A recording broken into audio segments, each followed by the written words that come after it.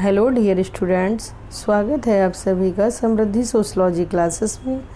PGT की जो series चल रही थी आज हम लोग उसी को कंटिन्यू करते हैं और अपनी क्लास को स्टार्ट करते हैं। चलिए 341 नंबर प्रश्न है, समूह केवल व्यक्तियों का संग्रह नहीं बल्कि समूह में रहने वाले व्यक्तियों के बीच संबंधों की व्यवस्था है।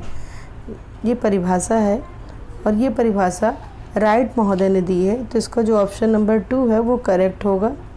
देखिए हर परिभाषा का अपना एक कीवर्ड होता है, तो इसमें संबंधों की व्यवस्था से आप इस परिभाषा को याद रख सकते हैं।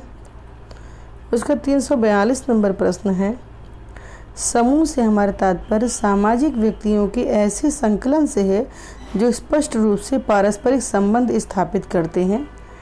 ऑप्शन देख लेते हैं इसके, मैकाइवर, इलियट एवं मेरिल, बोगार्ट्स और जॉनसन।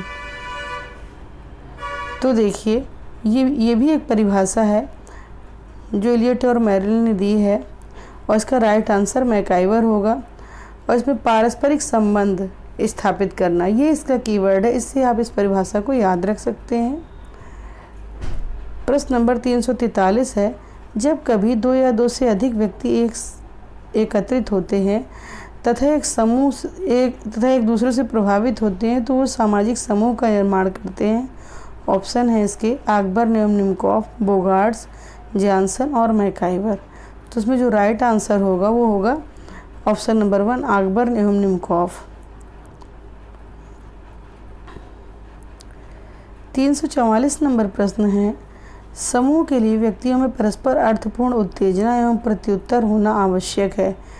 ये परिभाषा है जॉनसन महोदय की, गिलिन एवं गिलिन की, मैकाइवर की और बोगार्ट्स की। तो 344 नंबर प्रश्न का आंसर जो है ऑप्शन नंबर 2 हो जाएगा, गिलिन एवं गिलिन की। इसमें अर्थपूर्ण उत्तेजना एवं प्रत्युत्तर ये इसका कीवर्ड होगा, इससे आप इस परिभाषा को पहचान सकते हैं और याद रखने में मदद करेगी आपकी। फिर उसके बाद 345 नंबर प्रश्न है, मर्टर ने समूह निर्माण के कितने आधार बताए हैं। ऑप्शन में है 12, 15, 26 या 14। तो मर्टर ने समूह निर्माण के 26 आधार बताए हैं जो आपको ध्यान रखने होंगे। इसी प्रकार से गुडे एवं हार्ट ने समूह निर्माण के 12 आधार बताए हैं और गुरविच और मोर ने समूह आधार के 15 आधार बताए हैं। ठीक है, तो इसको याद कर लीजिए, नोट डाउन कर लीजिए। उसके बाद 346 नंबर प्रश्न है,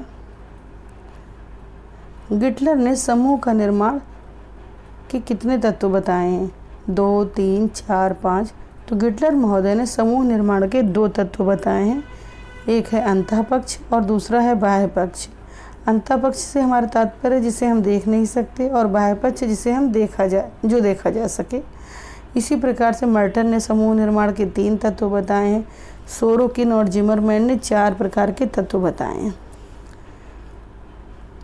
अगला प्रश्न है 347 नंबर, सोशल ऑर्गेनाइजेशन पुस्तक के रचनाकार कौन है। तो सोशल ऑर्गेनाइजेशन पुस्तक जो है वो कूले के द्वारा लिखी गई थी। C.H. कूले इसके राइटर हैं और इन्होंने प्राथमिक समूह की अवधारणा जो है सोशल ऑर्गेनाइजेशन अपनी पुस्तक में प्रस्तुत करी है। इसी प्रकार से इनकी एक पुस्तक और है, वो भी काफ़ी इम्पॉर्टेंट है, human nature and social order. तो उसको भी आप लोग नोट डाउन कर लें।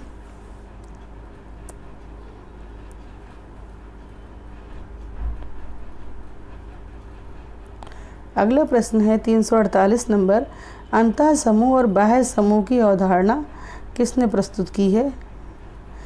समनर, गिटलर, कूले और मर्टन। अंतः समूह और बाह्य समूह की अवधारणा समनर ने अपनी पुस्तक फोकवेज में प्रस्तुत करी है। ये बहुत ही इम्पॉर्टेंट अवधारणा है, तो इसको आप लोग लर्न कर लीजिए। समनर की पुस्तक का नाम फोकवेज है और ये बहुत ही महत्वपूर्ण पुस्तक है, अधिकतर एग्जाम में पूछी जाती है। बाह्य पक्ष और आंतरिक पक्ष की अवधारणा किसने दी। मैकाइवर, गिटलर, समनर और कूले। अभी हमने ऊपर के क्वेश्चन में डिस्कस किया था कि गिटलर ने 2 प्रकार की अवधारणा प्रस्तुत करी है, अंतः पक्ष और बाह्य पक्ष। इसमें वही पूछा गया कि बाह्य पक्ष और आंतरिक पक्ष की अवधारणा किसने दी, तो इसका जो राइट आंसर होगा ऑप्शन नंबर 2 होगा आपका, गिटलर। 350 नंबर प्रश्न है, प्राथमिक समूह से मेरा तात्पर्य उन समूह से है जिसमें आमने सामने के घनिष्ठ संबंध और सहयोग पाया जाता है। ये परिभाषा किसने दी? ऑप्शन में है कूले, मर्टन, सोरोकिन और बीरस्टीड। तो प्राथमिक समूह से मेरा तात्पर्य उन समूह से है जिसमें आमने सामने के घनिष्ठ संबंध पाए जाते हैं। तो ये परिभाषा C.H. कूले की है। उन्होंने प्राथमिक समूह की अवधारणा अपनी पुस्तक सोशल ऑर्गेनाइजेशन में प्रस्तुत करी और ये परिभाषा दी। उसके बाद 351 नंबर प्रश्न है, द्वितीयक समूह के लिए छुओ और जाओ की संज्ञा किसने दी है? तो द्वितीयक समूह के लिए छुओ और जाओ की संज्ञा बोगार्ट्स, लैंडिस, कूले और सोरोकिन। तो इसका राइट आंसर ऑप्शन नंबर 1 बोगार्ट्स होगा, क्योंकि द्वितीयक समूह में व्यक्ति बहुत लंबे समय तक नहीं रहता है, थोड़े समय के लिए निर्माण किए जाते हैं, जब काम हो जाता है तो उसके बाद समाप्त हो जाते हैं, इसलिए इसे छुओ और जाओ की संज्ञा बोगार्ट्स द्वारा दी गई है। अगला है, द्वितीयक समूह ऐसे समूह होते हैं जहां घनिष्ठता का पूरा अभाव होता है, इन्हें आभासी प्राथमिक समूह भी कहते हैं। इसके ऑप्शन हैं कूले, सोरोकिन, मर्टन और बीरस्टीड में जो राइट आंसर होगा वो होगा कूले। द्वितीयक समूह ऐसे समूह हैं जहां घनिष्ठता का अभाव होता है, ये बात कूले के द्वारा प्रस्तुत की गई है। अगला प्रश्न है 353 नंबर, जहां संबंध संविदात्मक होते हैं वे द्वितीयक है। ये परिभाषा किसकी है? बीरस्टीड, सोरोकिन, लैंडिस और मर्टन। तो ये परिभाषा सोरोकिन द्वारा प्रस्तुत की गई। संविदात्मक का मतलब समझौते से है। द्वितीयक समूह में समझौते के आधार पर सारे कार्य होते हैं, जबकि प्राथमिक समूह में ऐसा नहीं है। तो ये सोरोकिन ने कहा है। द्वितीयक समूह की विशेषता में शामिल नहीं है। देखिए क्या क्या विशेषताएं हैं इसकी। बड़ा आकार, द्वितीयक समूह का आकार बड़ा होता है, यह सही है आपकी विशेषता। द्वितीयक समूह में प्रतियोगिता की भावना ज़्यादा पाई जाती है।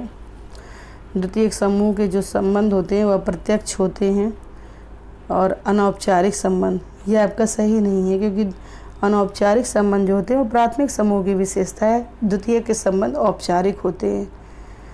तो इसका ये ऑप्शन जो है आपका करेक्ट हो जाएगा, ऑप्शन नंबर 3। द्वितीयक समूह की कुछ और विशेषताएं भी हैं, जैसे जानबूझकर स्थापना की जाती है इसमें उद्देश्यों का विशेषीकरण होता है, अवैयक्तिक संबंध होते हैं, इस प्रकार से कुछ विशेषताएं और हैं। उसके बाद 355 नंबर प्रश्न है, अर्ध समूह की अवधारणा किसने दी? ऑप्शन में है बोटोमोर व गिन्सबर्ग, कूले, वेबर और लिपसेट। अर्ध समूह की अवधारणा जो है वो बोटोमोर और गिन्सबर्ग द्वारा प्रस्तुत करी गई है। इसी प्रकार से मिलती जुलती एक अवधारणा है अर्ध प्राथमिक समूह, वो कूले के द्वारा प्रस्तुत की गई है। दबाव समूह की एक अवधारणा है वो लिपसेट के द्वारा प्रस्तुत करी गई है, और वेबर ने परिस्थिति समूह की बात करी है। इस प्रकार से इसको नोट डाउन कर लीजिए तो याद हो जाएगा।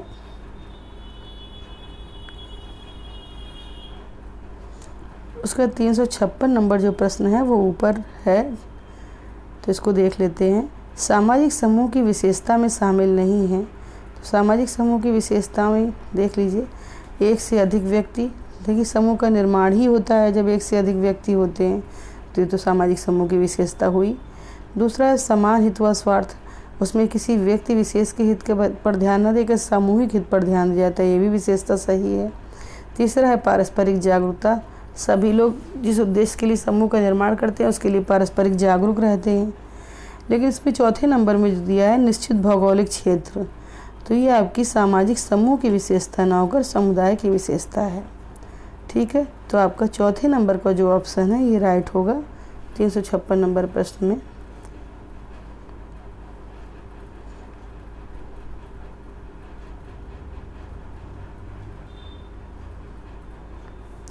उसका 357 नंबर प्रश्न है, प्राथमिक समूह की विशेषता नहीं है। प्राथमिक समूह की भी निम्नलिखित विशेषताएं हैं, उनमें से देखिए आमने सामने के संबंध। प्राथमिक समूह के जो संबंध होते हैं वो घनिष्ठ होते हैं, अपने परिवार से, पड़ोस से, नाते रिश्तेदारों से, इस प्रकार के संबंध होते हैं। ये संबंध आमने सामने के माने जाते हैं। दूसरी विशेषता है स्थायित्व की भावना, ये लंबे समय तक टिके रहते हैं, तो इसलिए इसमें स्थायित्व भी पाया जाता है। तीसरा है उद्देश्यों में समानता, इसमें सभी के उद्देश्य लगभग मिलते जुलते होते हैं, तो उद्देश्यों में समानता का भाव भी पाया जाता है। लेकिन औपचारिक संबंध जो होते हैं वो आपके द्वितीयक समूह की विशेषता है। औपचारिक मतलब लिखित, हर प्रकार के जो काम होते हैं वो लिखित रूप में होते हैं, ठीक है, तो ये आपकी द्वितीयक समूह की। इधर पे अनौपचारिक हो सकता है, अनौपचारिक संबंध आपकी प्राथमिक समूह की विशेषता है। तो इसका जो है 4 नंबर का ऑप्शन आपका करेक्ट होगा। उसका 338 नंबर प्रश्न है, मैकाइवर ने प्राथमिक समूह के कितने प्रकार बताए हैं? तो मैकाइवर ने प्राथमिक समूह के 9 प्रकार बताए हैं। 9 प्रकार में उन्होंने निम्नलिखित प्रकार शामिल करें, जैसे परिवार हो गया, क्रीड़ा समूह हो गया, मित्र मंडली, साझेदारी समूह, अध्ययन समूह, गपशप समूह, गैंग, नातेदारी समूह और जनजातीय समूह। ये 9 प्रकार के प्राथमिक समूह मैकाइवर द्वारा प्रस्तुत किए गए हैं। उसके बाद 359 नंबर प्रश्न है, द्वितीयक समूह को शीत संसार की संज्ञा किसने दी है? शीत संसार से आपको याद रखना है, ये बात लैंडिस करते हैं। लैंडिस ने इसको शीत संसार की संज्ञा दी है, तो इसका राइट आंसर ऑप्शन नंबर 4 होगा। उसका 340 नंबर प्रश्न है, द्वितीयक समूह को प्राथमिक समूह के विपरीत किसने कहा है? द्वितीयक समूह को प्राथमिक समूह के विपरीत कहने वाले किंग्सले डेविस है। देखिए, द्वितीयक समूह की कोई स्पष्ट परिभाषा नहीं है, लेकिन किंग्सले डेविस ने द्वितीयक समूह को प्राथमिक समूह के विपरीत कहकर परिभाषित किया है। तो इसका जो राइट आंसर होगा वो ऑप्शन नंबर 1 होगा। देखिए, इसमें सामाजिक समूह से जुड़े हुए 20 महत्वपूर्ण प्रश्नों पर चर्चा की गई है। इसमें एग्ज़ाम के दृष्टिकोण को ध्यान में रखते हुए महत्वपूर्ण प्रश्नों को लिया गया और उन्हें हल कराने का प्रयास किया गया है। अगर ये वीडियो आपको अच्छी लगी तो इसे लाइक करें, शेयर करें और सब्सक्राइब करें। Thank you.